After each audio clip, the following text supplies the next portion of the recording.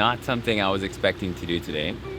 I have not wake skated before, but my friend Mon tells me that it should be easy. So good condition, terrible wake skater. Let's see what happens.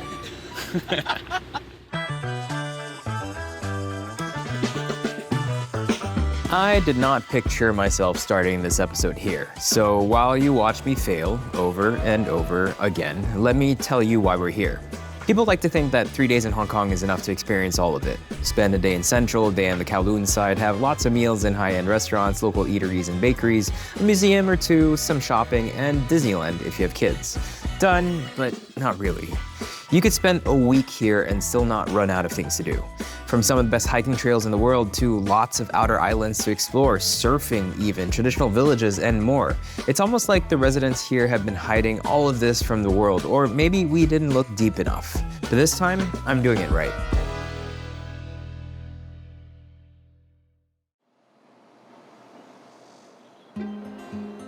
The connection to nature that people assume Hong Kong lost is still very much here. You'd think a city like this relies fully on modern conveniences. But you'd be wrong. Take soy sauce as an example. The most used condiment in Cantonese cuisine. They could buy it ready-made, import it, automate it. But the tradition is still present, still ingrained in a generation that is stubbornly holding on to the value of working with the elements. 40 minutes from Central, there are men tending ceramic urns that have been sitting in the same courtyard for decades, fermenting soy sauce the same way it was done way before those skyscrapers existed. 豉油嘅原料主要係水、黃豆、鹽同麵粉啦嚇。咁咧依家我哋咧就將撈好咗嘅黃咧放落去缸嗰度啦。咁之後我哋就會加合適鹽度嘅鹽水咧進行發酵，即係天然生曬。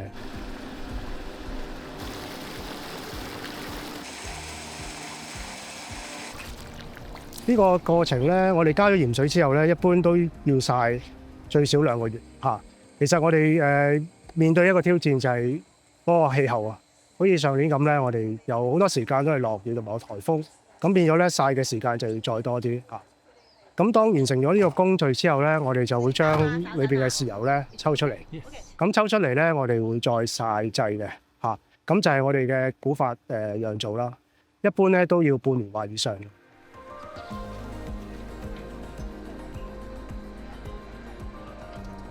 我哋發酵咧會定期咧將嗰啲豉油咧攞出嚟做化驗嘅。咁我哋要合格咧，去到某個水平咧，我哋先可以抽出嚟再曬製。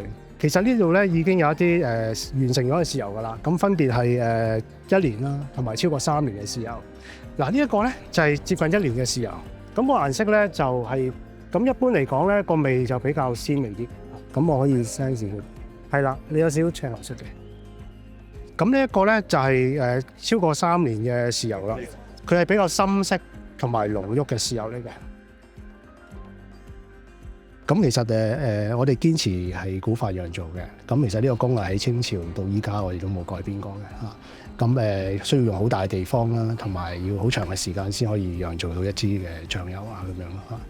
咁至於傳承方面咧，我哋其實依家好多都已經數據化㗎啦嚇。除咗工藝之外啊，我哋啲豉油基本上喺唔同階段都做一啲嘅測試。咁收集咗啲數據咧，同埋每年啦個天氣啦，咁變咗我哋就可以前邊做一啲嘅功夫，保證翻個質量啊咁樣。係啦，堅持香港製造啦，因為我哋都堅持喺香港係唯一生產基地。咁我認為係醬油呢個行業係前景係秀麗嘅，因為其實我哋中國人都好多，家家戶戶都有支豉油，係嘛？呢啲都係日常需要嘅嘢。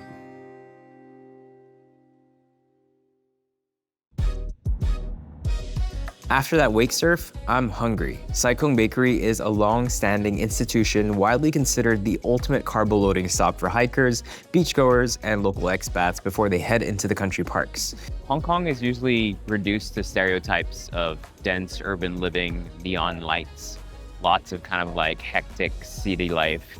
And when you are in those urban areas, you do feel like everything's really condensed, but you always do see greenery not too far away. And the reason behind that is because 70% of the Hong Kong state is actually undeveloped in green areas.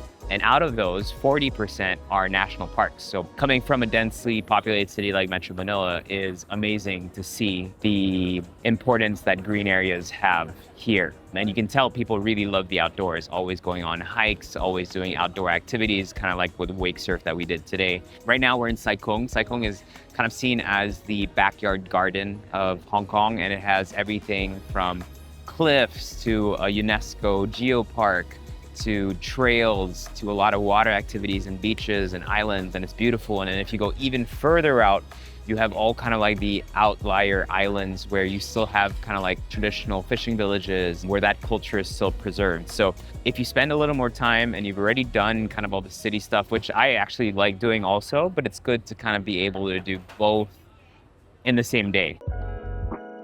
I'm really after two things: a pineapple bun with lots of butter and a fresh milk egg tart.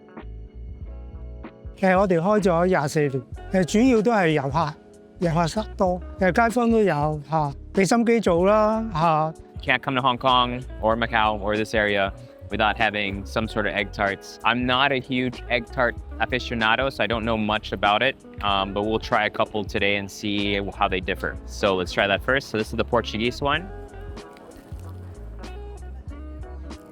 It's flaky. This is the milk tart. This is the traditional Hong Kong one. Both of them are egg tarts. This is just Portuguese style. So the Portuguese style is more sweeter, less eggy. The milk tart is way more eggy. One's more flan-like, one's a bit whiter in color. This is why we're here, our beautiful pineapple bun. Good thing I worked out. 皮咧，其實我哋係中西合璧，用曲奇啊，同埋我本身我做中式餅嘅，將合桃酥同曲奇呢一個混合體嚟嘅。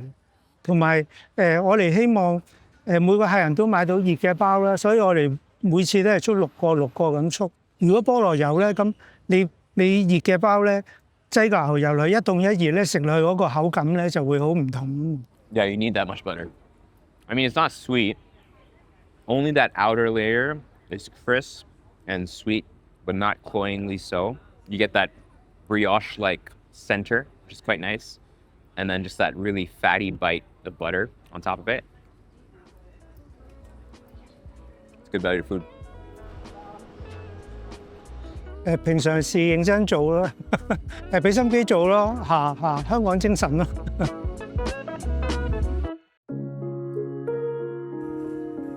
So since we're taking it easy today, we're gonna try to find a boat, get that boat, maybe visit some of the islands that are not too far off the coast here, and then see where the day takes us.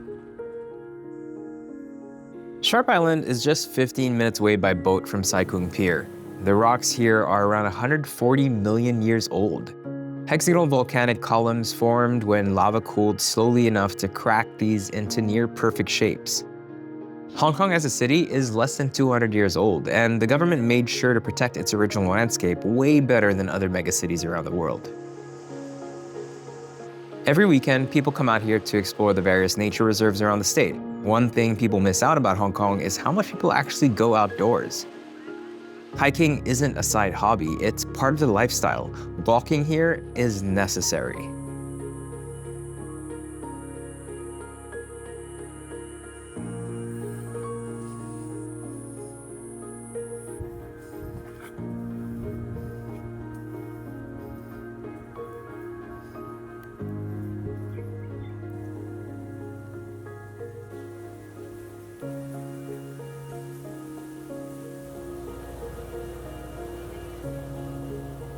I have worked up an appetite yet again, and before we took the boat, I saw this massive seafood restaurant that I know I wanted to come back for after their break. Chuen Kee has been family-run since the 1980s. It expanded from a single eatery into a multi-story waterfront operation and is Michelin recommended. The appeal is both the cooking and the model. You pick the seafood from the tank, you tell them how you want it cooked, maybe do a little haggling to get into the spirit. I called up my friend Jermaine of Dara Hong Kong to join us. He is Filipino, but born and raised in Hong Kong. He now runs a Filipino restaurant here and also came to Sai Kung quite a bit during the pandemic. I just needed the backup because it's very hard to order just for one here. So how good's your Cantonese? Like, would you be able to negotiate these prices down, or We'll try our best because the last time I did that was long time ago. long time ago? So usually for the tourists, you'll just get the menu, and then pick. each animals they have different type of cooking style. Okay. But like, for example, the mantis shrimp, Yeah. you can either deep fry it or steam it with a Pong typhoon shelter. Yeah. So it's also a type of cooking where there's a lot of Chilies, garlic, chili on top. So Yeah. that's one of my favorite. Can we pick the crab? Tampahoy, And the price is per weight? yeah, it's I'm per guessing? weight, and then it depends on the way of cooking as well. I like that he goes straight to the big one. Cheeky. Yes. Let's get a smaller. Saiti. Oh, cool. And then can we get a couple of mantis? Can I hold one? I've actually never held one before. It's quite dangerous. Like this? Oh, crazy. Okay. Okay. You got it. It's gonna go. Okay. Okay, 2 pieces. Thank you. Or yeah, clams with beans would be great. Yeah. This one, Yeah, 2 pieces. Yeah. Can you show us one lobster? Yeah. How much would something like that be, more or less? Yeah. Pengti ang hotel photo la. Yeah. So I told them give us a discount because we've ordered quite A a lot. lot already. oh, Auto, peng na lang. Choi peng la. Ah, This is the cheapest it gets. Okay. Okay. Let's do it. Yeah. Thank you. We'll sit in there. Yeah. The food here is as fresh as it gets. You choose the seafood and then choose different ways you'd want to cook it in. Salted eggs, Sichuan, broth, wok fried, garlic butter, etc. The combinations are endless. Okay, maybe let's start with these. So this is a clam, With garlic, so with garlic, vermicelli. and noodles. That is pretty cool. Whoa. I would cut it because it's too big. Mmm. That's delicious. The clams are really good. Clams, by the so way, yeah. yeah. So you're So- saying this is lobster with cheese? Yeah, this one. Okay. So before I used to live in Kowloon side. Growing up, at least once a week, my father would bring us to the seafood Oh, restaurant. nice. Kasi gusto niya enjoy yung beer niya. So, It's perfect with seafood. so lagi kaming niyayaya. Tara mag-seafood tayo, tapos beer. Yeah. This is also part of my comfort food growing up. Growing up. Yeah. Very lucky. And so when you live in Hong Kong, is it like how often do you go on hikes? I don't think people realize how close to nature everyone is, really. Yes. If you have the luxury, the time, Yeah. at least once a week. Yeah. Now that I opened a restaurant, I didn't have that time. Didn't even have time to go to the gym. So Okay, so that was my next question. Uh-huh. After architecture, why decide to get into the restaurant business? So me and a few of my friends, even before pandemic, when I was still practicing architecture, we thought that it might be nice to open one Filipino restaurant where you can showcase our cuisine to the not only to the kababayan, to the locals To as anyone? Yeah. How long has it been open now? well. Almost 4 years. Okay. It's very fulfilling to see the community appreciating our effort Yeah. on risking opening a restaurant and introducing it to locals. Because it's like you said on your blogs, Filipino is very underrated. We think it's about time in Hong Kong, especially there's a lot of Filipinos in Hong Kong, to have a Filipino restaurant. Correct, yeah. Yum. This is Yan. the one that I've been so excited for. Go for it. Nagpapakahirap pa ako sa chopstick eh. Yeah, me too. Kamain na lang. Kamay na lang. That's good. And that typhoon with the garlic, the chili, is one of my favorites. Julius, the crab's gonna be finished. Go, get your crab. Do your thing, my man. You need backup? Yeah, I need backup. Oh, sick. Oh, sick. Oh, sick.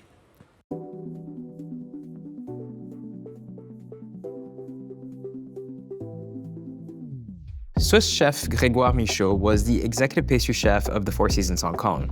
He launched Bakehouse as a wholesale operation in 2013, opened a retail location in 2018, and within months, they realized they had a winner.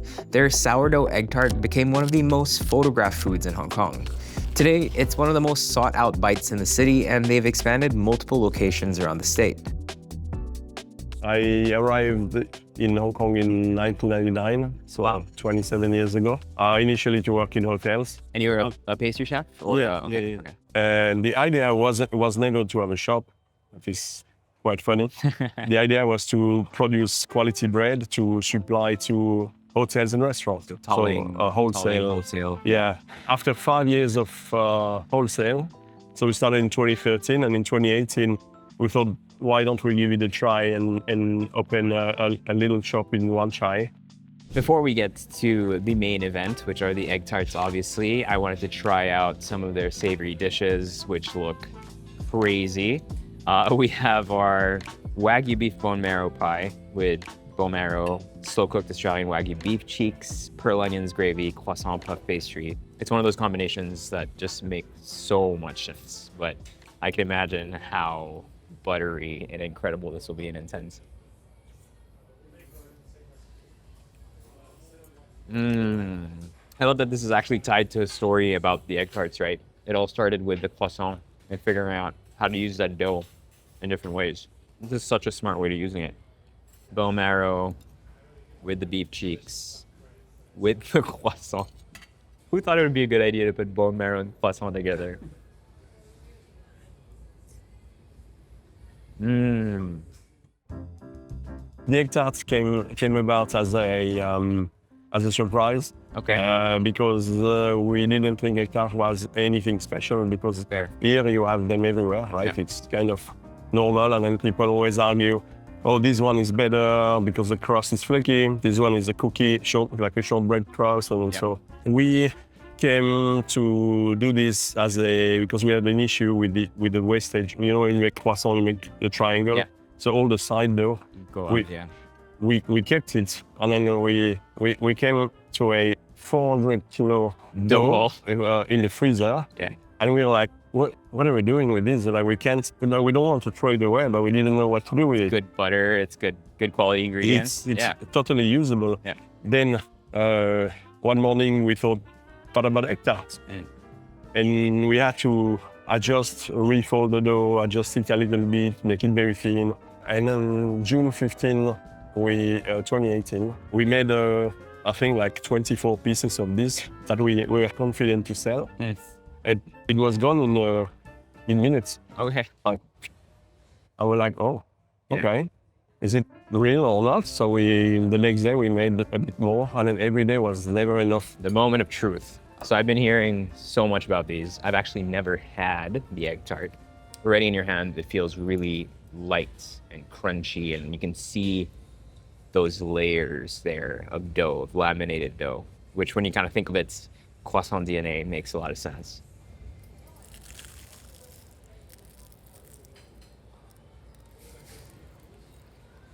Oh my God. That's incredible. Very different, obviously, from the most traditional ones that we had, but it really comes down to showing respect to the local culture and showing respect to the format and seeing what he can bring to that conversation. And what he brought is pastry expertise, that insane dedication to texture and figuring out what makes a good egg tart and what can I do to make it my own way that reflects my experiences. And if you look at that cross-section, that tells you absolutely everything you need to know about it. That's good. I like that.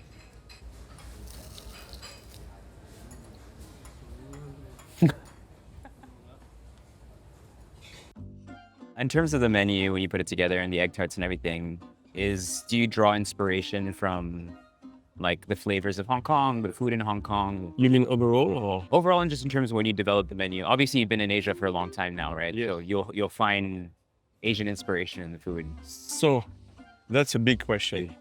There is two ways to look at it. On one way, what we do, we want to remain authentic to the art of baking. Mm-hmm. We should never deviate from this because that's our integrity towards baking, right? Then when it comes to having the local or Asian elements into the product, there is a very deep thought into making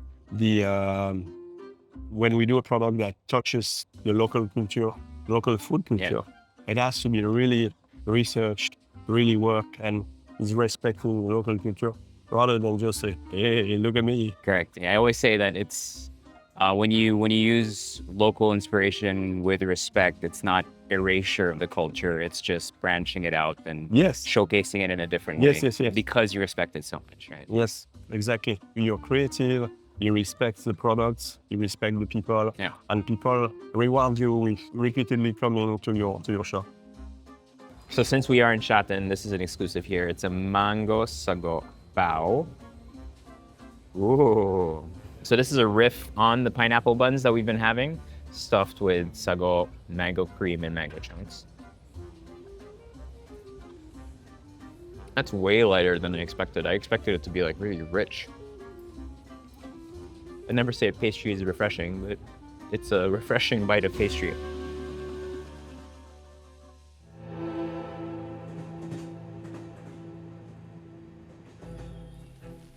The new territories hold some of the oldest things in Hong Kong and some of the newest ideas. Tucked in mountains and walled villages older than the British colony.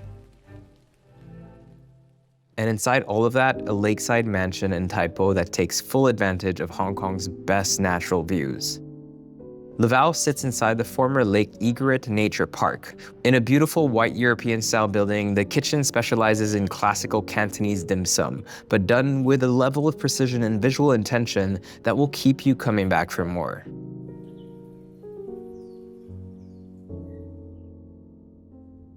We're still in the same area, and when you think of fine dining specifically in Hong Kong, you think high towers, high floors, beautiful city view, and kind of just that feeling that is represented in all the movies and all the media that you see, but you very rarely get to experience the luxury of space and wideness. And here in Laval, it's exactly what you get. It's a beautiful European-style lake house that serves Cantonese food. You've got Lake Egret right in front. We're not too far from the bay as well in the ocean. And they've prepared for us a feast of all their best sellers and specials and signature dishes. But usually it is an a la carte restaurant. You can tell behind me, there's a lot of space. So if you're in a big group and you want to feel something a bit more special, a bit more luxe, but still feel like you're kind of in that quote-unquote countryside of Hong Kong, this is the type of restaurant that you come to. And there are a few options just like this. I'm pretty sure that this would be really, really popular with like events and whatnot. So we're gonna start first with their pork dumpling with a soft quail egg. That looks insane. I'm the only one eating, so I'm gonna go ahead and just use one pair of chopsticks. No soy sauce in sight, which means it should be perfectly seasoned. This looks crazy. Like, it looks so perfect and plump. That's incredible. Like, biting through that, that's yolk. Imagine how hard that is to make. Like, you need the whites to set perfectly, the yolks to remain runny while steaming the shrimp and the casing. Yum. Now we have our shrimp dumplings. I think that the type of food that they really do here is Cantonese, but with their own little take on it.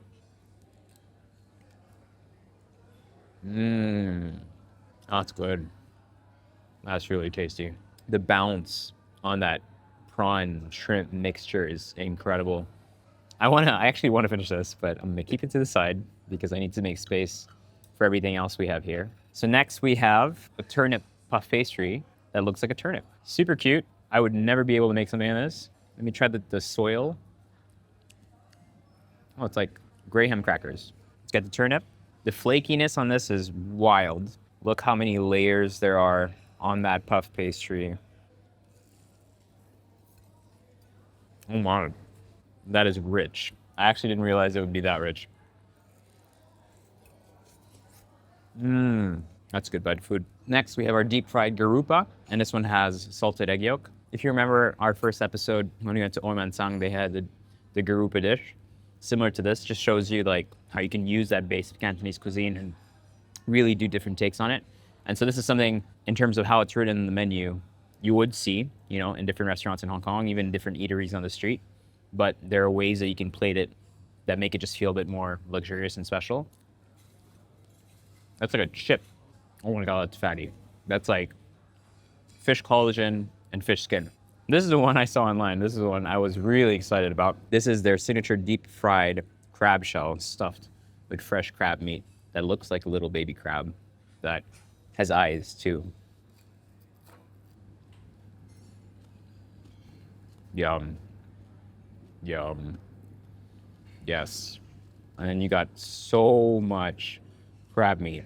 A lot of that being, I'm sure, claw meat because it's so kind of like soft. And it's creamy. This actually reminds me of a dish in France, which is the cookie Saint-Jacques, so they do this with scallops and cream. But here with crab, wow, not so delicate. We can see how light the touch of the chef's is, which is quite nice. When you think this setting, you don't necessarily think of sweet and sour pork, right? But sweet and sour pork is a very Cantonese thing, and I'm guessing this one would be delicious. The large difference here is they're using Spanish pork, so Iberico pork, so it should be more tender. Julius. Oh, Julius. This one's for you, homie. That is so good. Oh my gosh. Yum. I could have actually stayed there all day. After polishing up some equally impressive desserts, I tried to walk around to make room for our next stop. You might have noticed that we haven't eaten much noodles on this trip, and it's because I've been waiting for this restaurant. Founded by a fine dining trained chef who decided to focus his training entirely on the most humble format in Cantonese cooking, the noodle bowl. Hao Tang Hao Mian is the perfect place to end our adventure. Each bowl is built around different broths developed using French double boiling technique and Cantonese culinary patience. The concept is the tension, serious craft applied to something that most people are used to eating for a couple Hong Kong dollars. But when you do it right with such care, it changes everything. 其實湯麵主要係大部分嘅香港人啦，或者東南亞嘅人啦，都會好中意湯麵啦。日本啊、香港，咁尤其是我爸爸好中意湯麵，所以我原本嘅 idea 就係諗一間湯麵店，又可以用到我本身嘅技巧啦，西式嘅材料啦、西式嘅湯底啦，配合中式嘅材料，同埋可以做到一碗湯麵出嚟，令到可以好多人可以用一個合理嘅價錢啦，可以品嚐到一啲好少接觸到嘅味道，咁可以叫為香港嘅味道咯。If you've noticed, we haven't really eaten noodle soups yet, so I am so extremely excited to be here. If you're walking past outside in this particular area, I mean, as a tourist, you need to be highly motivated to kind of come out this far up. We are still kind of on the Kowloon side, but way more north, right? Still around the Tai Wai area. But if you're like me and you like to hunt for the best of something, then I do think you warrant a trip up here. If you look outside, you'll see the accolades, the Michelin bib, gotten every single year, which is not easy to do. So you look at the menu and you very quickly understand that this isn't just your standard noodle shop. They use really premium ingredients, but also a lot of Cantonese ingredients that you wouldn't necessarily find combined with these premium ingredients. To give you an example, here we have a Sichuan stewed Wagyu beef cheek, braised oxtail, double boiled ox tongue, beef broth with flat noodles. I'm so excited. Let's try the broth first.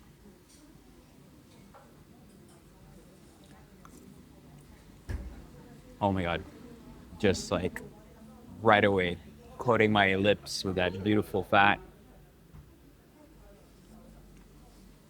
Deep bone broth flavor. I love how here the beef is like smoked and just falling apart. Look at that, boom, tenderism.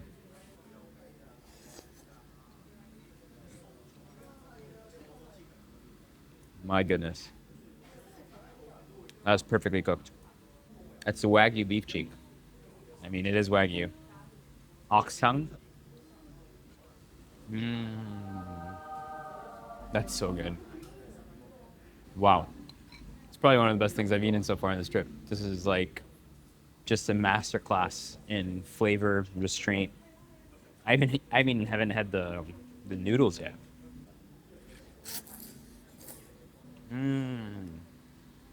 That texture is so good. You know, people when they go to Japan, you'll seek out a ramen shop. I feel like when you go to Hong Kong, people seek out roast goose, they seek out dim sum, they seek out dumplings, but you should seek out noodle soups because there's noodle soups absolutely everywhere you go, right? There's fish bowls everywhere. But I often think it gets overlooked. Vietnam with the pho, Japan with the ramen. Remember, ramen came from China. And when you eat things like this, it's just like, oh, I get it now. Like, I get it. 我哋選擇陽春麵其實好簡單啊，就係唔想揾個麵有太多味道，影響咗個湯。即係如果你話用蛋麵啊，用啲蝦子麵啊，河粉會有油啦，咁有好多麵都會有味道喺度嘅，咁但係就會影響咗個湯，因為主要你入嚟支持我哋嘅，其實你都係希望飲到一碗好好味嘅湯。係啊，同埋啲麵係每個客人有唔同嘅要求，有啲客人會希求爽啲啦，有啲希望滑啲啦、腍身啲啦，咁所以我哋都會做到佢哋嘅佢哋如果同我哋講要求，咁我哋一定可以符合佢嘅要求。Next, we have Japanese chicken meat, which means they source their chicken, which means that chicken's gonna be really good. Braised fish maw, got black mushrooms, Julienne's Yunnan ham, supreme broth, and flat noodles.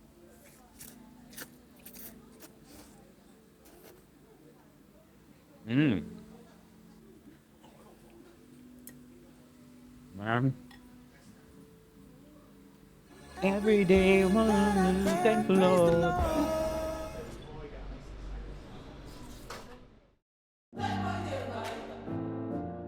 Hong Kong is like if you surrounded one of the world's greatest cities with an entirely different world. It just goes to show that you can visit a place with your own baked-in perspectives and expectations and limit yourself to that, and you'd probably have a great time. It would just be comfortable, but still fun. Or you can build an itinerary around what you still don't know, maybe sacrificing your favorite things for new experiences. Just like picking something on the menu that you don't quite understand. That allows you to go deeper and to almost experience the cities within the cities. Hong Kong will give you all those layers. It just keeps going, it keeps building, and it never quite repeats itself. It's everything, everywhere, all at once.